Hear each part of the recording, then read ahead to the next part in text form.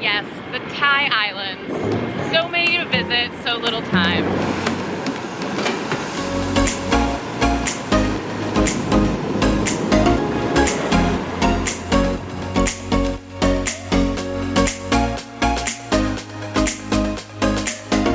We were actually here last year and we visited some crowd favorites like PP and Koh Samui. But we're back this year and our first stop is Koh Lanta. It's actually fairly simple to get to from Krabi downtown. So all you have to do is get a van hire for about 350 baht, and about 3 hours later, you're here.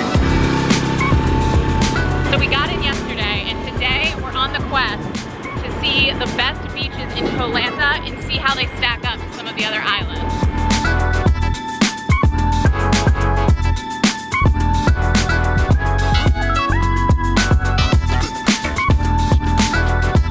So our first stop of the day is a beach called Pra-A, aka Long Beach, and damn, it is long. The water is like this greenish turquoise blue. It's absolutely gorgeous, but the highlight for me, and maybe this is on all the beaches that we're gonna cruise down today because we'll be on the west side of the island, is you get this magnificent view of Phi Phi Lee and Phi Phi Don, so you can see other Thai islands out in the distance. So the beach itself isn't that wide, and the tide's coming up, so it's not necessarily an ideal place to lay a beach towel down and really soak up the sun. If you're not a sun lover, there's kind of a forest that meets the ocean. In the forest area, there's a few picnic tables set up. There's also a volleyball net and kind of a cement soccer field. So you could always come hang out in the forest and have the view of the ocean. It's not lined with your picturesque palm trees, but I do know some of the beaches later on will be like that. We are now at Secret Beach, or Beautiful Beach. I'm not really sure Don't tell anybody. I'm not really sure if it's a secret, but it is definitely beautiful. There's this beautiful amber colored dirt road that drops you in here. There's a few cows, some perfectly placed palm trees, and crystal clear blue water. But it is definitely more of a rustic beach, so don't expect a lot when you come out here. There's only one shack that we think is selling food and maybe drinks. Other than that, it's pretty secluded. There's not really much out here, but it's a beautiful beach.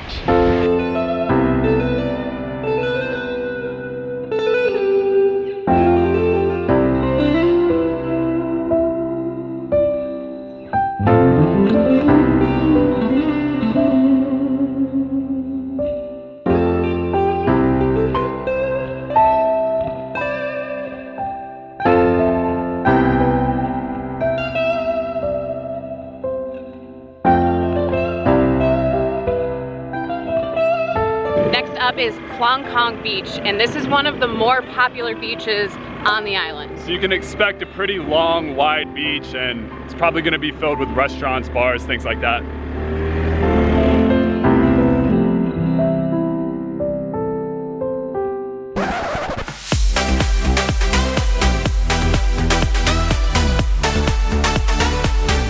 Okay, so it's definitely not a little built up, it's a lot built up. And as you can see probably from the surroundings near me, it's a little bit more rough around the edges, but I think the vibe overall of this beach is more so of a party scene, restaurant scene.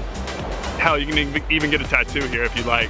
Yeah, it has everything that you could possibly want or need. There's massages on the beach, there's yoga apparently, and there's signs for various parties in the evening. So if that's your scene, this looks like this is where you should come for that. And moving right along.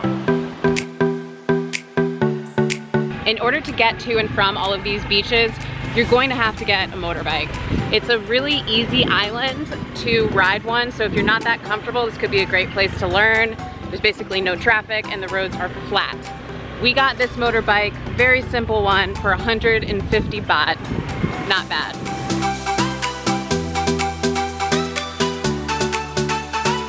Next up on the list is a place called Nui Beach, and in order to get to it, you're going to want to come to a place called Diamond Cliff Restaurant.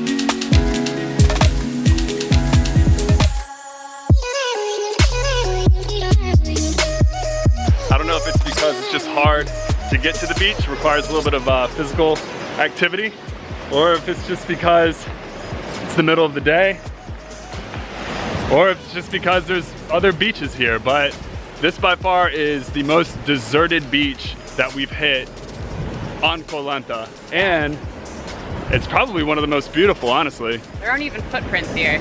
There's no shade here, so the coconut trees, everything backs up to more vegetation, so there's nowhere really to tuck under for shade. This beach is a tad rocky, but there is an opening that's about 50 feet wide between the rocks, and the water is crystal clear, so it kind of adds to the exclusivity, if you will, of this beach. Just based on the coloration of the sand where it looks like it's been wet, I would say that you want to make sure to come here during low tide, because during high tide it looks like the entire beach is probably covered in water.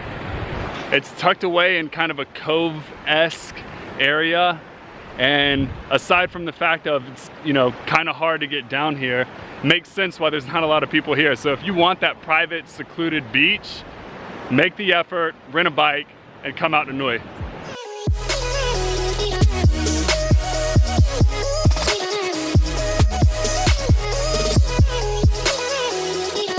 And this is a beach called Kantiang.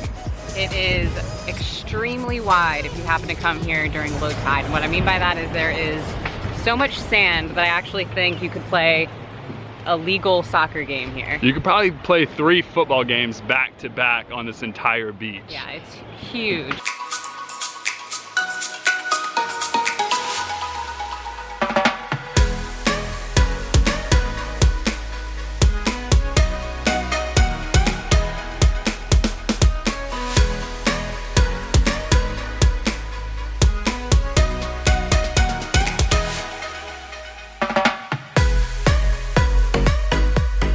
It has a very secluded feel. You kind of have the jungle off to one side and more of that mountainous landscape.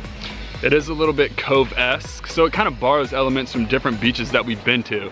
It's a little bit further down in the south. You may want to consider booking somewhere down in this area so you can get kind of unlimited access to it.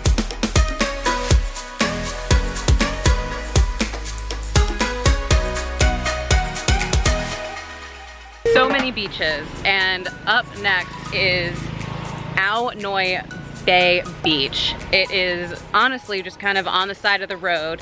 You go down a path that we're going down right now, and you have this peaceful, quiet little bay all to yourself. Nui Bay is pretty cool. It's also, I mean, a lot of these beaches have the same theme. It's like a cove. And what's really cool about it is if you look behind us, it's just nothing but straight mountains. Yeah. Same to the right, same to the left. So you really get that kind of isolated feel out here. It's kind of like a mini Kantiang with only one small reggae Rasta bar, if you will.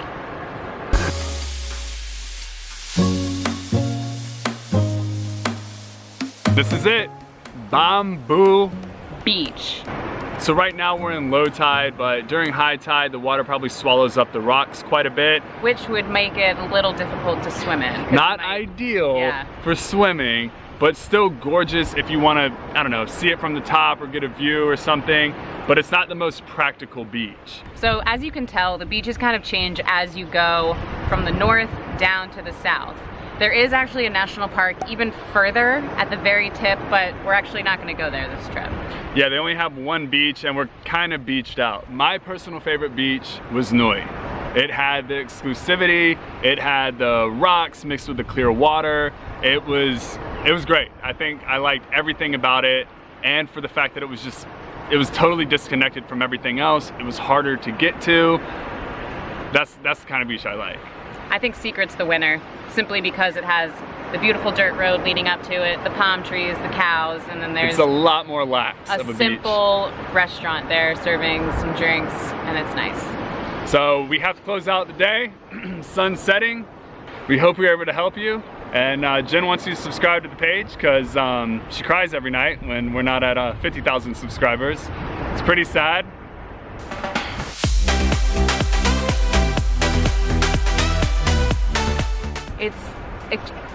That's right, give this guy a job. He's trying to obey his thirst. I'd say this is a solid 9 out of 10. 9? 10 out of 10. I'd give it like a, look at that shell. Oh. Oh, there's something in it. It's a hermit crab, Raphael. That's a Hermie? Yeah. Stop, Raphael. You can smoke weed there. Just kidding. It's not legal here. They'll kill you.